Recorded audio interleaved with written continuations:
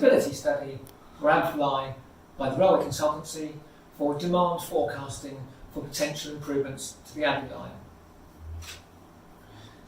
In a previous piece of work, we undertook some engineering feasibility by my colleague Julian Sendall, and what this showed was that it was possible to develop an option with a single platform at Bricket Wood, which would be split between two trains in an arrangement very similar to that currently used in Cornwall.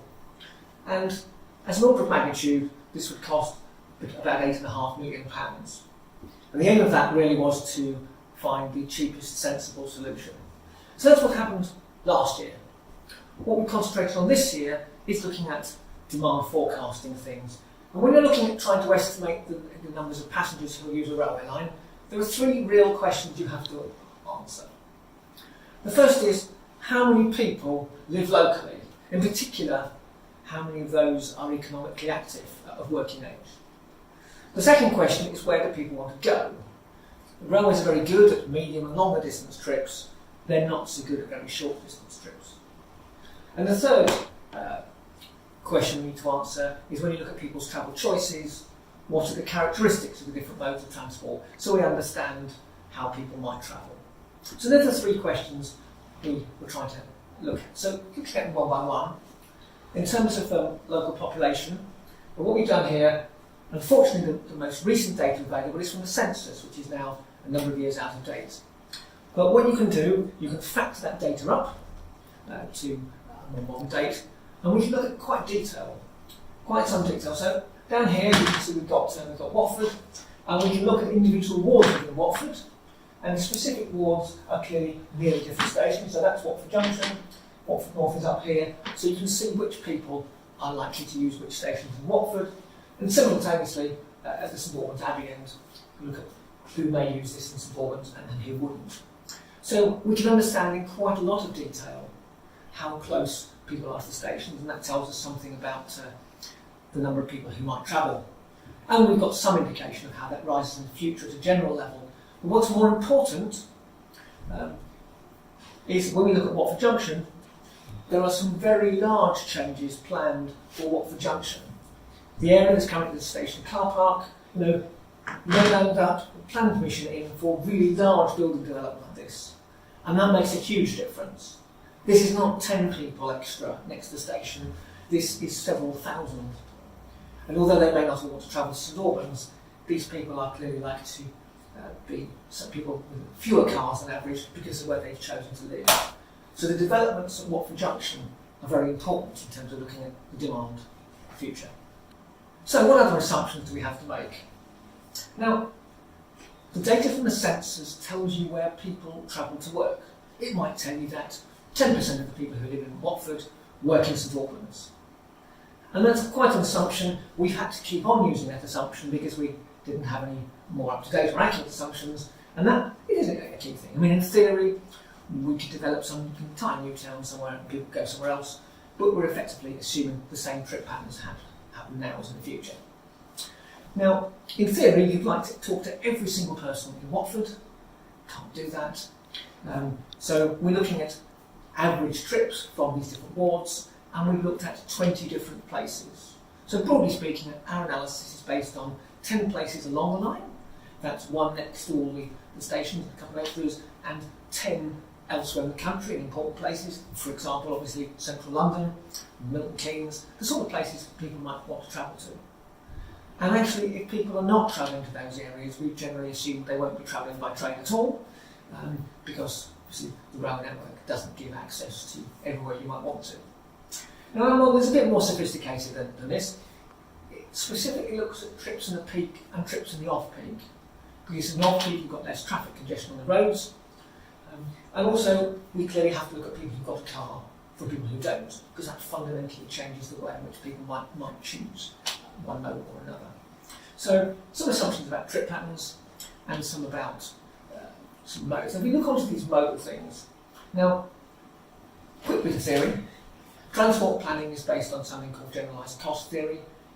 Basically, this says that people's journeys are hassle, and it's a way of quantifying people's difficulty of people's journeys into some form of index of hassle, which includes some access time to the station, some waiting time, actually travelling on the train, paying for train fares or parking charges, whatever else, and they're all combined into a basket. And the assumption is made that the vast majority of people are quite logical, they choose the thing that's cheapest or easiest for them. And we do those calculations for every combination of the places on the line and all the places that are off the line. So you start to build up a reasonably large matrix of opportunities. And the way the model is structured, anyone who's familiar with Excel, it kind of works quite nicely. We've got a page where, in each page, we've got the three modes of transport we looked at, car, bus and train, and we've got some data on peak in the first column and off-peak conditions in the second column. And the first page is about access, and the second page is about waiting, and all the pages eventually work right through to the end, and we can calculate from that the expected generalised cost, and therefore how many people are going to use which mode. When we've done that, we can then work out, given the fares, how much money they're going to pay us. So the structure is quite simple, but there's quite a lot of effort involved in actually working through that process. Now, one of the things you should never do with any model is use it without making sure it works. Does it calibrate? So we've spent quite a lot of time trying to make sure the model we got can reproduce the traffic we currently see on the Abbey line, because if it doesn't, then you shouldn't be using it. Now, actually, that's been quite difficult to do, but it's important. We learned various things. First of all, you can see that the catchment areas for the Abbey line are quite small. So most of the stations are only really used by people who live within a few hundred metres. It's probably what you expect with a rail, local rail service. The second thing is you can see that actually the majority of people using the line don't really have a car available. They might have a car at home, but maybe their partner's using it, or they may be in a family where there isn't a car, or maybe they don't drive, or they're a student age. So actually, most of this is by people who don't have a car available. And that has some implications for policy. For example, we can see that, how are we going to attract car owners?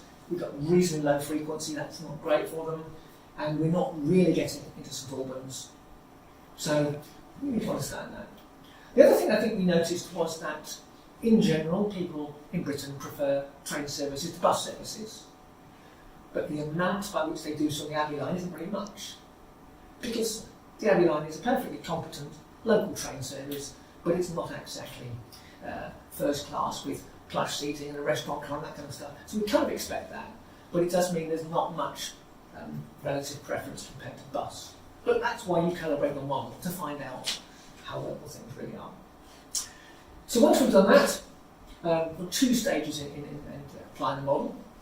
The first is we have to make sure we've understood there are some changes between now and when you might open. So let's supposing we could do things within a 5-year period.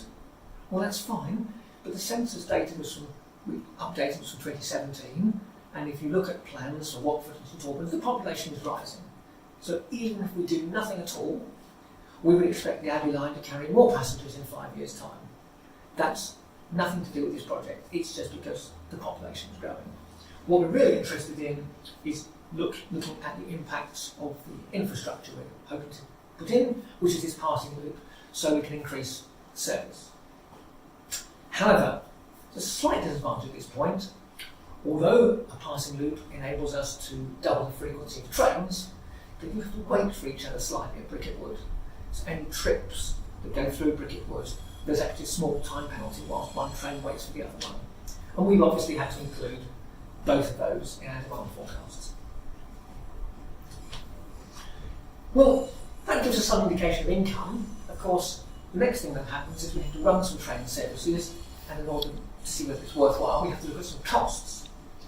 Now, as an order of magnitude, pick out the big items of costs. If you run more trains, you need more train crew. And our best estimate was that we'd need 3 extra sets of train crew. So that's a driver and a conductor together. And they probably cost us in total about £100,000. That's not what the staff necessarily earn, but when you factor in their pensions and the national insurance contributions and this kind of stuff, as an order of magnitude, it's something like 100,000. The next thing is you have to pay for use of the track. So we have a system in Britain where train companies pay Network Rail and roughly speaking, we reckon it's about £150,000. Of course, you need another train, which means you have to lease it, maintain it, and then clean it. That's quite a significant cost, probably about £350,000. So you land up with a cost in total of about £800,000 if you add up bits. Now, if you compare that to existing rail operations in this area, we'd expect on average to be at about £1 million level. The reason this is slightly cheaper, of course, is we're not incurring any extra station costs. You don't get any managers for this, so there are some savings in overheads. So we've clearly come out in the right kind of order of magnitude. It's most of £1 million a year as an increase in costs. So then the real question is, do the costs and the revenues balance up? And because we're still at a relatively early stage, I deliberately kept these figures quite rounded. The capital costs of the scheme are the best part of £10 million. Now, we have to be very careful when we add things together. Ongoing costs year by year, we have to put together in some form of cash flow, discount that over time. The operating costs over the life of the project are about £15 million. Now, the revenue that we deduced from looking at our model and see how many extra passengers we're going to get is of the order of £5 million. And associated with that, there are some benefits, chiefly time-saving benefits. It's clearly quicker on the train, and if the waiting time falls, that generates real economic value. Now, the trouble with these figures, as you can see for yourself, is they don't actually quite add up. So the benefits of the scheme here, they're broadly the same as the capital. That's fine. But if that's the case, then we can't pay for the operating. Now, that's not entirely surprising. This is a branch line. We know that railway branch lines don't make money. We know that because at the moment the Abbey line receives some subsidy from central government because it doesn't cover all its costs. That's fine. So what could we do about this? Well, there are some technical ways in which there may be some extra benefits. The railway industry is very reluctant through the government arm to take on the full value of entirely new trips. And this is for an economic reason. If someone is currently travelling by car or bus and they transfer to train, we can see this is an entire benefit. We've taken the car off the road, the person saves some time, we can deal with that. But some trips, of course, are generated. You might, for example, live in Garston, and you might at the moment, if you want to go shopping, you might cycle into Watford. If you go by train to Watford instead, it's not entirely clear from an economic perspective that this is an advantage. So the revenue, the train company might get some more money, but it's not at all clear that's actually benefits of society. So we've sort of got an extra little pot here that might be quite big, and might in theory start covering most of the rest, but actually we're still a bit short really. So some useful benefits, revenue, pays for the capital costs broadly, sort of struggling rather with the operating costs, even under some quite optimistic assumptions. So let's just go and see what we might do about this. Well, the operating costs seem quite high. Now, one of the strange things about the Abbey line is the maximum number of passengers on any train is about 150. Elsewhere in the country, that's about the same number of passengers as sometimes required to travel in one carriage.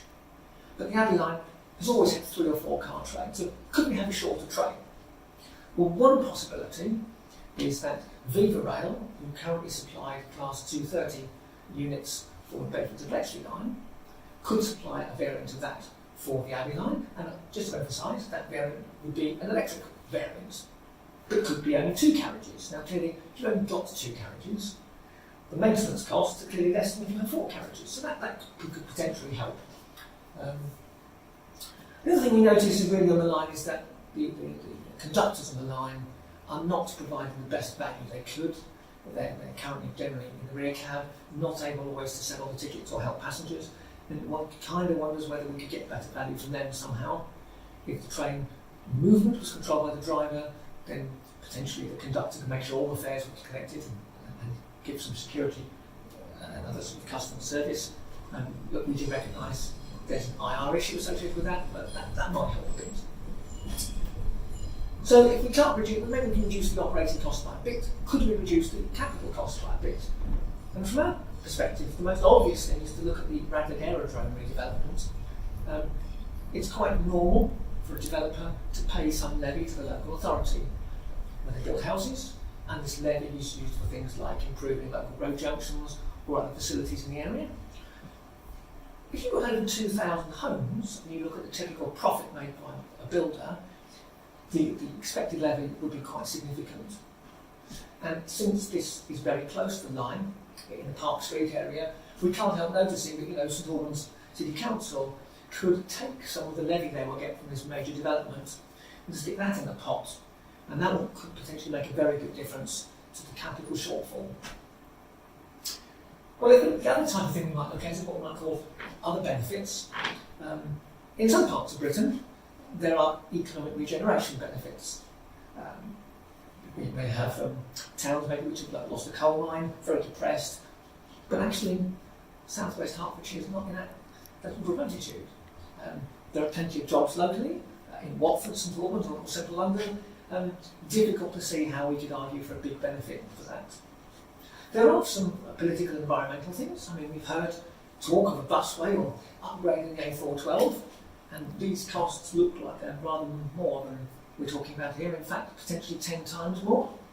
So maybe there's a political argument to make that Hertfordshire would rather spend 10 million on this than 100 million on something else.